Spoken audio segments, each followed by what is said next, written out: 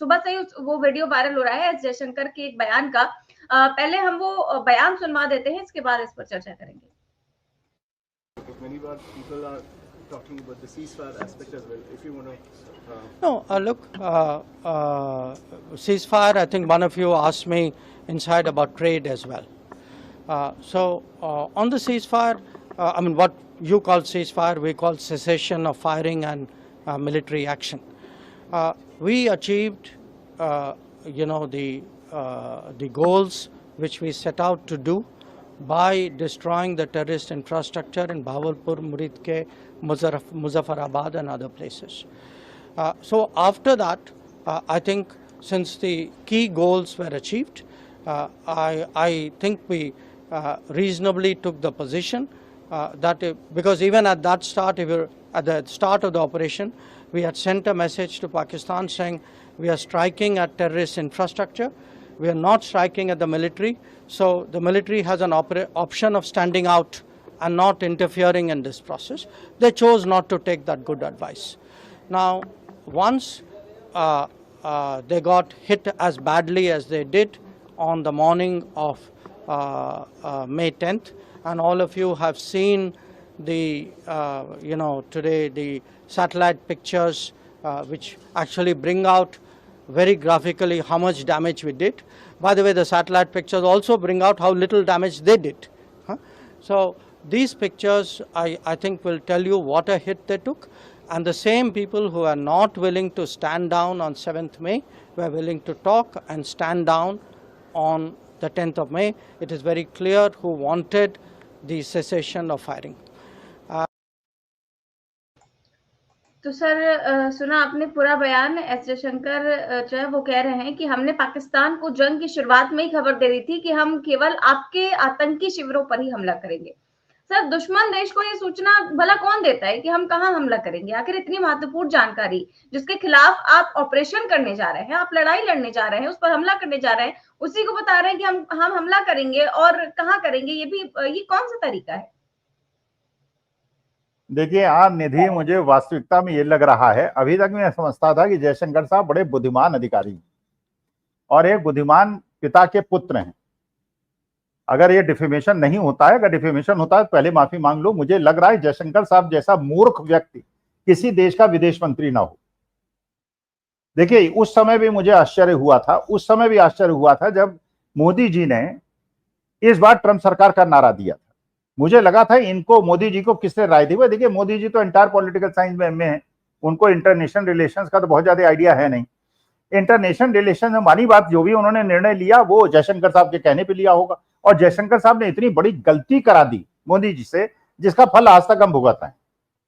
भाई, आपने Donald Trump की कन्वेंसिंग करी और जीत गए बाइडेन, फिर आपने बाइडेन से मुलाकात की, डोनाल्ड ट्रंप से नहीं की, जीत गए डोनाल्ड ट्रंप। अब डोनाल्ड ट्रंप आपसे बदला ले रहे हैं, पहले बाइडेन आपसे बदला ले रहे थे। बाइडेन ने बांग्लादेश की सरकार बदलवा दी, जैसा आरोप लगता है। शेख हसीना आपके यहाँ बैठी हुई हैं, बांग्लादेश जैसा दोस्त आपसे छीन गया, वो बाइडेन ने किया। डोनाल्ड ट्रंप आज के तारीख में तो ये जयशंकर साहब जो बोल रहे हैं, अपनी थी, तुम बताओ, ये मान लीजिए एक टेररिस्ट कैंप है, अगर उसके आधे घंटे पहले भी पता चल जाए, आधे घंटे पहले भी, कि इस टेररिस्ट कैंप पे विदेश मंत्री भारत सरकार ने ये कहा है कि हम टेररिस्ट कैंप पे हमला करेंगे, तो क्या वो टेररिस्ट कार से 200-250 किलोमीटर दूर नहीं निकल जाएंगे 1-1.5 घंटे के अंदर? भाई, यही तो वो लोग वहां पे कह रहे हैं, जो क्या नाम है, मसूद अजहर है, क्या नाम है, उसने ये कहा कि मेरे घर के 13 लोग मर गए, काश मैं भी मर जाता। भाई, वो मरा इसलिए नहीं कि वो निकल गया था वहां से। अच्छा, जो उसके परिवार के लोग मरे, वो उसको पाकिस्तान सरकार ने 15 करोड़ का इनाम दे दिया। अब 15 करोड़ में तो वो बारूद खरीदेगा, गोला बारूद खरीदेगा, भारत के खिलाफ यूज करेगा। अच्छा, इसके लिए $1 बिलियन का अमेरिका ने लोन भी दिला दिया। अब आप खुद सोचिए, अगर आप ये बता देंगी कि हम अटैक टेररिस्ट कैंप, इसका माने जहां पे आपने बमबारी की है वहां वो लोग मारे गए जो निर्दोष, असली टेररिस्ट तो निकल गए, वरना सूचना कौन देता है? और ये भी सूचना देना कि हम केवल टेररिस्ट कैंप पे हमला करेंगे, तो उनके 21 टेररिस्ट कैंप थे, 9 पे आपने हमला किया, 12 में तो किया नहीं। अच्छा, जो मानी बात है कि उनको अगर खबर मिली तो उन्होंने सारे बड़े बड़े टेररिस्टों को वहां से निकाल दिया और उनके बाद आपने केवल खंडहर बना दिए, इमारतों को खंडहर बना दिया। उससे क्या फायदा हुआ? लेकिन जो असली मुद्दा था वो पीछे रह गया। हमारे देश के 26 पर्यटकों की मौत क्यों हुई, उसकी जिम्मेदारी किसकी है? तो निधि, ये बात तो देखिए, आज के तारीख में इस वीडियो के बाद, इस आपके प्रोग्राम के बाद आपके सारे दर्शक श्रोता जरा ध्यान से सोचें। अगर आप 1 घंटे पहले भी किसी को बता देंगे केवल टेररिस्ट कैंप पे हम हमला करेंगे और आपके आर्मी एस्टेब्लिशमेंट में नहीं करेंगे, तो टेररिस्ट कैंप से टेररिस्ट चले जाएंगे और वो लोग रह जाएंगे जिन्हें टेररिस्ट से कोई मतलब नहीं है। अब जरूरी थोड़ी है कि मसूद अजहर के जो रिलेशंस हैं उनसे उनके अच्छे रिलेशंस हो, अच्छे ताल्लुकात हो। उन्होंने कहा ठीक है मैं निकल जाता हूं, तुम लोग मर जाओ, हिंदुस्तान को भी कहने को मौका मिल जाएगा कि हमने टेररिस्ट मार दिए। अच्छा, ये भी जरूरी नहीं कि टेररिस्ट के परिवार के लोग भी टेररिस्ट हो। भाई जो असली टेररिस्ट था वो तो मसूद अजहर था, और जिसको आप लोग अफगानिस्तान काबुल हवाई अड्डे पे छोड़ के आए थे, भारतीय जनता पार्टी की सरकार छोड़ के आई थी, ये शायद वही वाला मसूद अजहर है। तो वो जो बड़े बड़े टेररिस्ट थे वो निकल गए, नहीं मारे गए, उसके परिवार के लोग मार दिए गए। परिवार के लोग जरूरी नहीं कि टेररिस्ट थे। तो आपने बिल्डिंग तोड़ी है या आपने टेररिस्ट मारे हैं? टेररिस्ट अगर आज खुशहाल हैं, 14-15 करोड़ रुपए पाकिस्तान सरकार से उनको मिल रहा है, तो आपने टारगेट कहां हिट किया? आपने तो बिल्डिंग तोड़ी है। बिल्डिंग से क्या, बिल्डिंग तो दोबारा बन जाएंगे 15 करोड़ में। अगर टेररिस्ट निकल गए और आपने पहले सूचना, ये तो जयशंकर साहब ने जो बात बोली है, ये तो biggest blunder of the entire international relations of the world politics के नाम पे याद किया जाएगा कि हमने पहले बता दिया था कि हम यहां अटैक करने वाले हैं, अपने टेररिस्ट हटा लो। तो क्या पाकिस्तान और विदेश मंत्रालय का कोई अंतर संबंध है क्या? इसलिए ये लोग मुंह छिपा रहे थे और सारी चीजें कर रहे थे।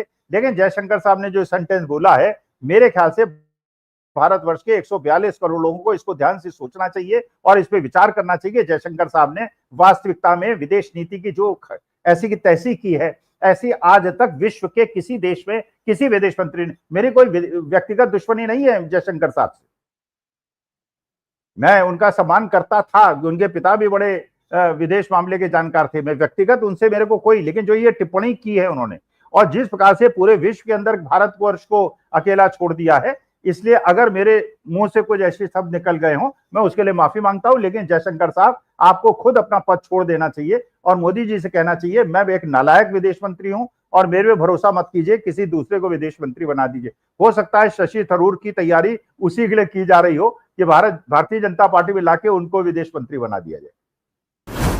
बिल्कुल सर, एक तो ऐसा उन्होंने किया, ऊपर से मीडिया में आकर वो जानकारी भी दे रहे हैं, ये ज्यादा बड़ी बात है। और इसको लेकर के विपक्ष भी काफी हमलावर है। संजय सिंह ने एक छोटी सी बात बोली है, उनका बयान सुनवाते हैं। उससे पूरा देश हैरान है, स्तब्ध है और पूरा देश परेशान है कि ये तो भारत माता के साथ गद्दारी किया है मोदी सरकार ने, ये तो भारतीय सेना के साथ गद्दारी किया है मोदी सरकार ने। ये क्या कह रहे हैं?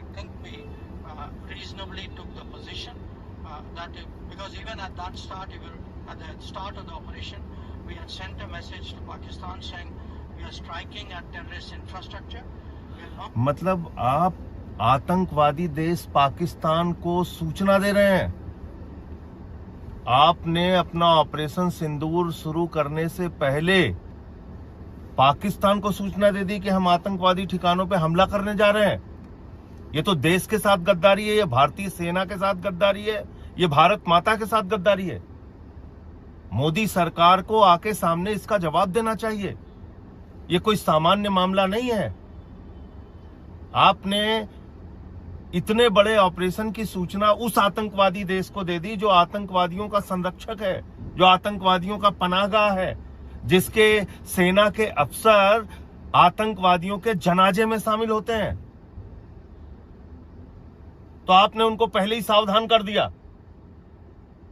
ये तो बहुत ही गंभीर बात है और मुझे लगता है कि इस पे प्रधानमंत्री नरेंद्र मोदी जी को सामने आके जवाब देना चाहिए। ये देश के साथ गद्दारी है, भारतीय सेना के साथ गद्दारी है। डेलीगेशन का किस तरह से? डेलीगेशन तो यहाँ पर संजय सिंह मांग कर रहे हैं कि प्रधानमंत्री मोदी आकर बताएं कि आखिर ये कैसे हुआ, कि क्या ये ना माना जाए कि सूचना को देने के बाद जो आतंकी थे वो शिविरों से हटाकर शिफ्ट कर दिए गए होंगे। ये बहुत गंभीर मामला है। वहीं इसको लेकर के सर जो रक्षा विशेषज्ञ हैं उनका क्या कहना है, ये भी मैं दिखा देती हूँ।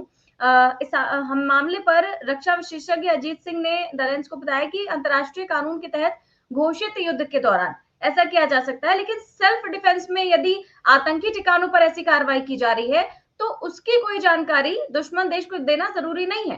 विदेश मंत्री एस जयशंकर ने यदि पाकिस्तान को इसकी सूचना पहले दे दी थी तो ये उनकी और देश की जिम्मेदारी को दर्शाता है, लेकिन ये बात भी सही है कि अगर पाकिस्तान को बगैर सूचना दिए कार्रवाई की गई होती तो परिणाम और बेहतर हो सकते थे। वहीं अजय सानी का ये कहना है कि किसी देश द्वारा हमले से पहले दुश्मन देश को किसी किस्म की सूचना देने जाने का कोई प्रावधान नहीं है। निसंदेह अगर सूचना दी गई तो इसका फायदा नहीं नुकसान ही हुआ है। हमें इस बात की खबर लग गई थी कि पाकिस्तान ने मसूद अजहर और हाफिज सईद को सुरक्षित इलाकों में छुपा दिया था। तो बिल्कुल देखिए सर, जो आपने बात कही वही कहना है रक्षा विशेषज्ञ का कि उनको अलग जगह पर छुपा दिया गया था, इसीलिए इस तरीके का हमला हुआ। वाकई में बहुत गैर जिम्मेदारी है।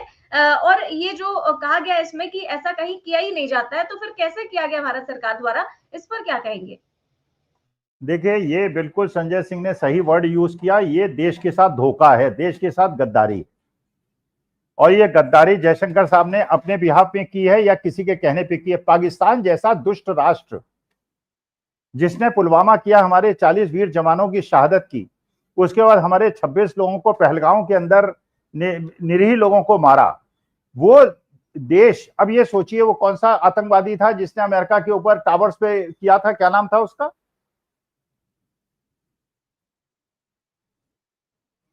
जी उसका, अरे वो जो टेररिस्ट था जिसको अमेरिका ने पाकिस्तान में घुस के मारा था, मेरे दिमाग से निकल रहा है वो आदमी। चलिए, तो इसका भाई अमेरिका ने जब अटैक किया तो ये अमेरिका को प्रिसीजन इंफॉर्मेशन थी कि वो विश्व का सबसे बड़ा आतंकवादी इस जगह घुसा हुआ है, वहीं पे अटैक किया, स्ट्रेट अटैक किया और उसको उठा के ले गए और फिर मार दिया। भाई अगर आप बताइए ये कौन सा एक युद्ध की नीति है? पहली बार मैं सुन रहा हूं। मैं तो ऐसा युद्ध विशेषज्ञ नहीं हूं, विदेश नीति का विशेषज्ञ नहीं हूं। इसका मतलब यह है कि दुष्ट राष्ट्र जिससे पूरा भारतवर्ष आज की तारीख में घृणा करता है, अपने देश के मुसलमान क्रिश्चियनों को और उनको मुसलमान कर्नलों को गाली देंगे आप, और एक दुष्ट राष्ट्र को इन्फॉर्म करेंगे कि हम टेररिस्ट को मार रहे हैं, टेररिस्ट को हटा लो। अरे ये तो बहुत बड़ा पर्दाफाश बता रहे हैं, ओसामा बिन लादेन नाम था। हाँ, ओसामा बिन लादेन। भाई अगर ये अमेरिका ने, बताइए अगर युद्ध का नियम होता तो ओसामा बिन लादेन पाकिस्तान को ये नोट भेजता क्या कि हम मारने वाले हैं, ओसामा बिन लादेन को उठाने वाले हैं, आप कृपा करके हम आपके एस्टेब्लिशमेंट पे हमला नहीं करेंगे। अरे यार वो हटा लेते ओसामा बिन लादेन को। और यही हुआ है, बड़े बड़े जो आतंकवादी थे, तो क्या इसमें कोई पैसे का लेन देन हुआ है? इसमें क्या राष्ट्र हितों से समझौता हुआ है? लेकिन मेरे ख्याल से जो संजय सिंह ने कहा और जो एक रक्षा विशेषज्ञ बोल रहे हैं, कोई ऐसा इंटरनेशनल नियम नहीं हो सकता जिसमें अच्छा यार, आप अगर अटैक करना है तो बता सकते हैं कि अटैक करने वाले हैं हम, आप अपने निरीह लोगों को वहां से हटा लीजिए, आर्मी एस्टेब्लिशमेंट में अटैक करेंगे, लेकिन आप टेररिस्ट कैंप पे अटैक कर रहे हैं और यही आपका जस्टिफिकेशन है। आप इंटरनेशनल कम्युनिटी से कह रहे हैं कि हमने साहब पाकिस्तान के खिलाफ युद्ध नहीं छेड़ा है, हम तो केवल उनके टेररिस्ट कैंप को बर्बाद कर रहे हैं, और टेररिस्ट कैंप को बर्बाद कर रहे हैं बिना टेररिस्ट के, तो फायदा क्या? भाई अगर टेररिस्ट कैंप में टेररिस्ट नहीं है और केवल बिल्डिंग है, तो ये तो वही हो गया जो पुलवामा में हुआ था। आपने सर्जिकल स्ट्राइक की, कहीं जंगल में जाके बम छिपका दिया, फिर कहने लगे साहब मोबाइल चल रहे थे, वे मोबाइल बंद हो गए, इसका माने इतने लोग मर गए, ना कोई शव यात्रा। अभी 6 दिन हो गया, कह रहे हैं साहब वो रेडिएशन लीक हो रहा है, रेडिएशन लीक हो रहा है। अरे यार रेडिएशन लीक हो रहा होता तो एक भी आदमी को कभी ये तो पता चलता, किसी की मौत हो गई, किसी की स्किन डिसीज हो गई, किसी को सांस लेने में परेशानी हो रही है, ऐसी कोई खबर नहीं आ रही।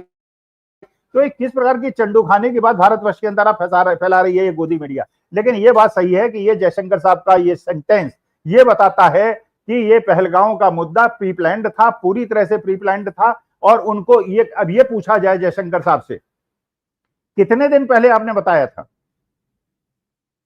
ऐसा तो नहीं कि 22 अप्रैल को जो पहलगांव के अंदर अटैक हुआ है, 21 अप्रैल को बता दिया हो कि हम आपके केवल टेररिस्ट कैंप पे अटैक करेंगे, टेररिस्ट को हटा लीजिए, पहलगांव हो जाने दीजिए, उसके बाद हम अटैक करेंगे, लेकिन किसी टेररिस्ट को नहीं मारेंगे। ये जयशंकर साहब को स्पष्टीकरण देना चाहिए, देश के साथ धोखा है।